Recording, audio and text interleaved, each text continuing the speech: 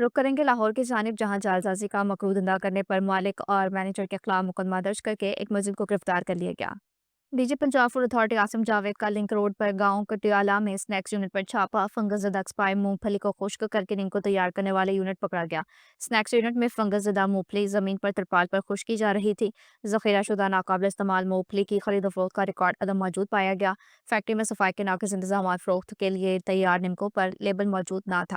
D G Punjab food authority کی جانب سے بتایا گیا ہے کہ ناقص سٹوریج، زنگ آلود برتن اور کیڑے مکوڑوں کی بھرمار پائی گئی۔ کھلی نالیاں، گندا واشنگ ایریا اور بدبودار ماحول پایا گیا۔ انتہائی لازم ریکارڈ اور ملازمین کے میڈیکلز عدم موجود پائے گئے۔ غیر معیاری نمکوں کو دلکش پیکنگ لگا کر لاہور کی ہول سیل مارکیٹ میں سپلائی کیا جانا تھا۔